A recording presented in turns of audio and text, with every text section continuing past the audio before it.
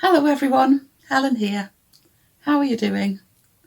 I hope you're okay, and thanks for coming to spend a little bit of your time with me. It will be fairly short today, it really will. I'm not at home for much of August, and I'm just trying to slot in little bits of time that I've got to make the odd podcast so that I can keep the weekly thing going.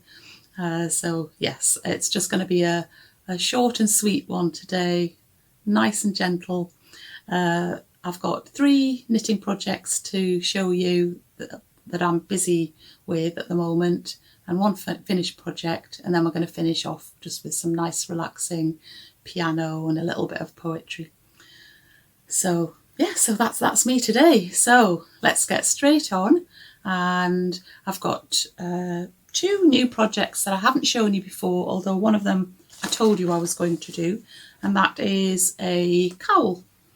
And I decided to join in with a cowl along because I saw this cowl on the Strawberry Patches podcast and I thought it was really lovely. And yeah, I always like a cowl. I use cowls a lot, so I thought I could have a new one.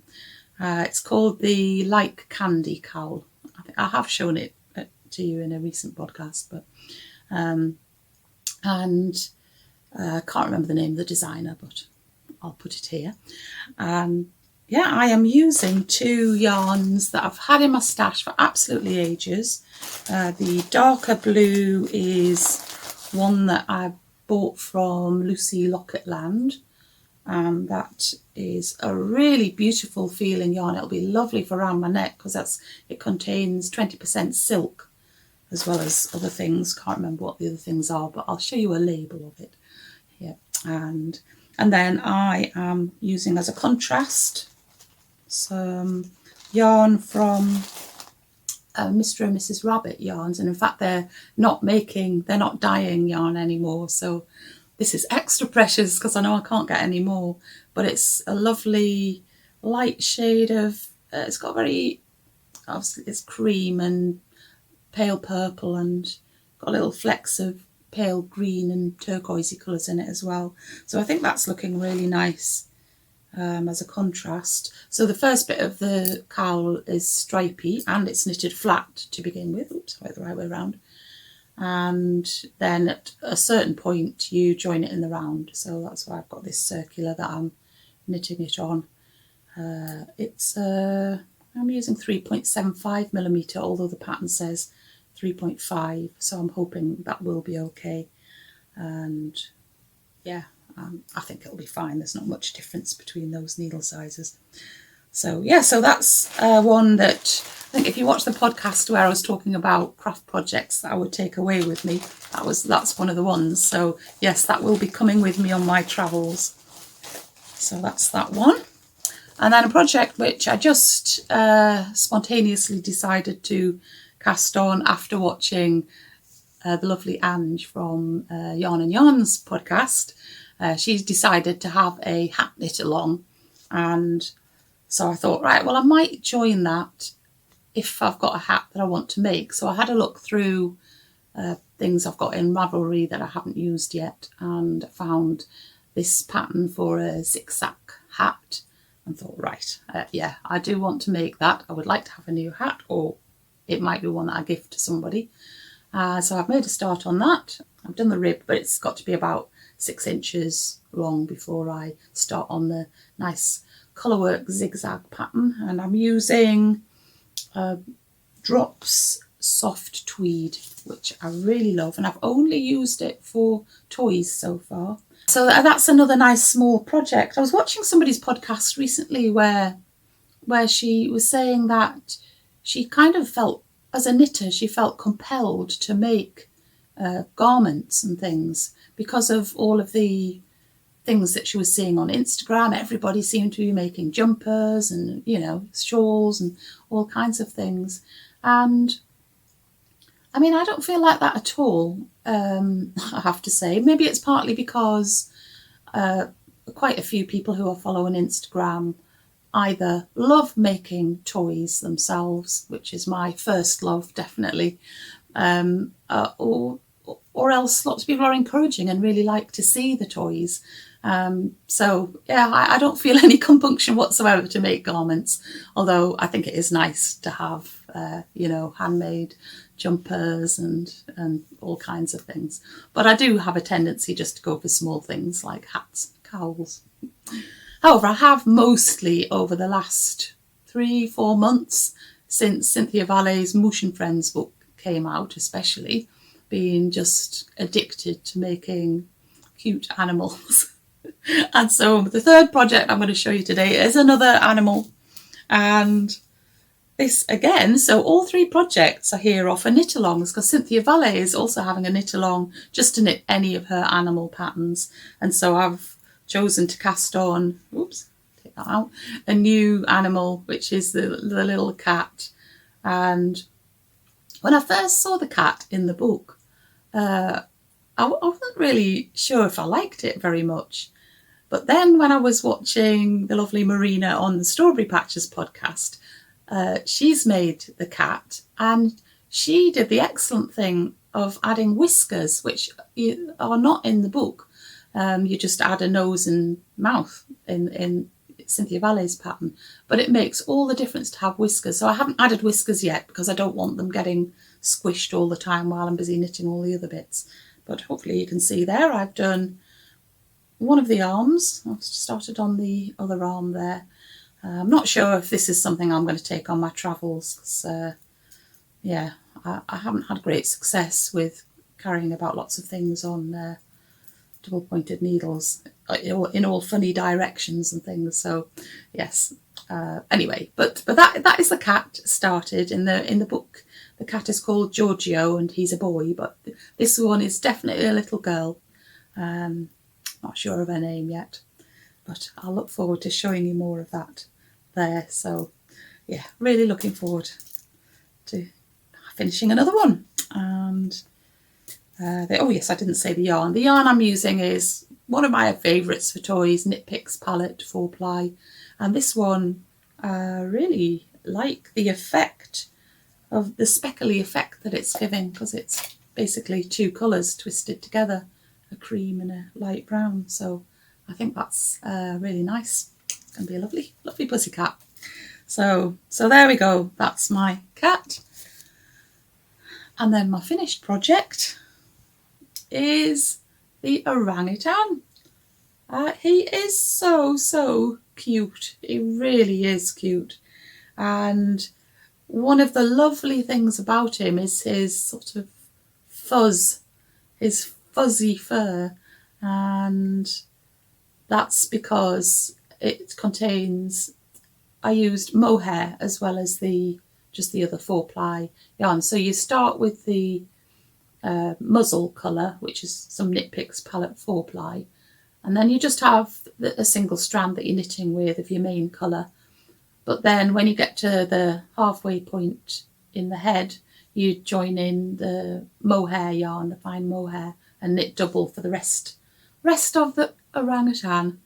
And so yeah, so I think the last time I showed him, he was, I'd finished knitting him, but I hadn't stuffed him. So now he is properly finished, and I will be making him some clothes, but not at the moment. And I probably won't take the clothes on my holidays with me. So anyway, I've decided to put together, I seem to have taken so many photos of him that I thought I'd put together a little sequence of the photos with some piano in the background. And so I hope you'll enjoy seeing a little bit of the process of how this orangutan was made. Oh, and I didn't say his name. In the book, he is called Henri, or Henry maybe, but I think it's French. I think it's the French pronunciation. But somebody on Instagram suggested that Clement would be nice, because I had him laid on a tea towel with lemons on it. So she was thinking of oranges and lemons, say the bells of St. Clement's. And I thought that would be really nice in French as well. So his full name is Henri Clement. And if you want to say it in an English way, that's fine as well. But so anyway, I'll show you now my little sequence of photos.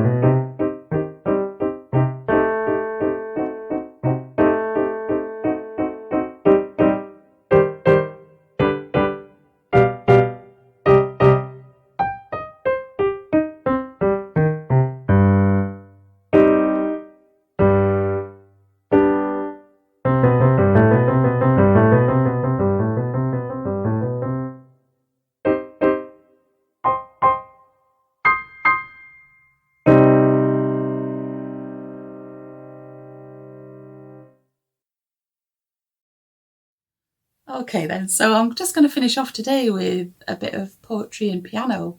And as I did in a podcast a few weeks ago, I have just reused one of my Gentle Words podcasts that I made a couple of years ago. And I've added the words on the screen this time. I've also cut out a couple of the poems because I didn't want it to be too long, and put in a couple of really lovely piano pieces. I hope you'll really enjoy those. So rather than pop in at the end, I'm going to say goodbye now and leave you with a nice relaxing ending to this week's podcast. So until I see you again, take care of yourself, keep nice and busy, and I'll be back soon. Okay then, bye.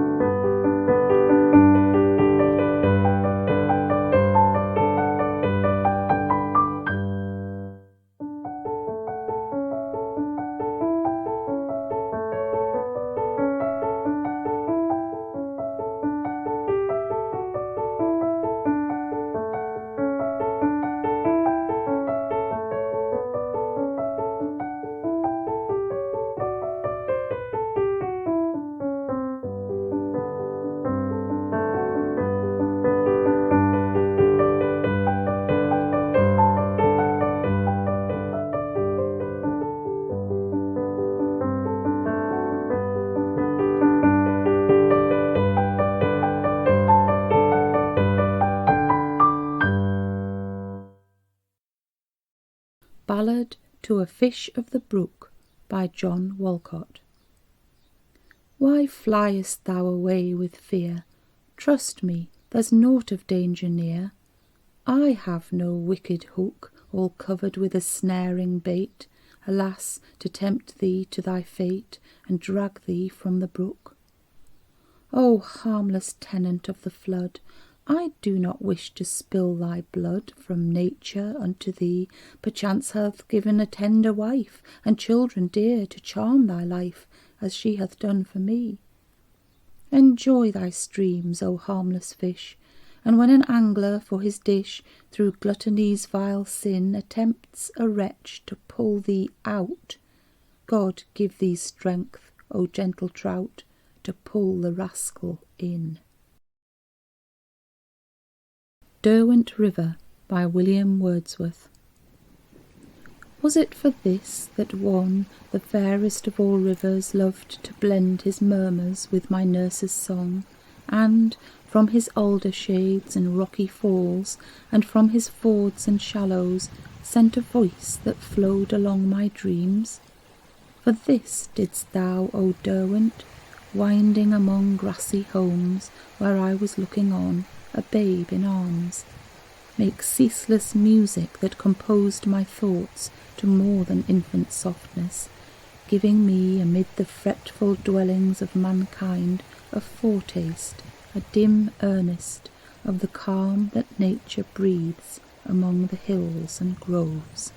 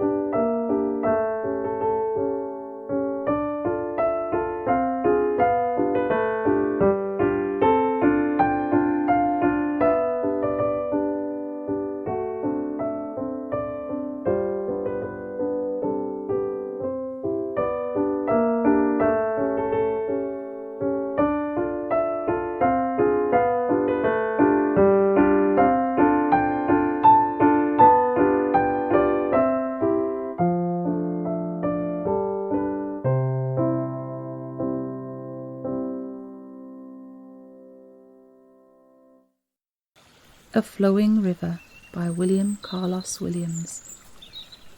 You lovely as a river under tranquil skies.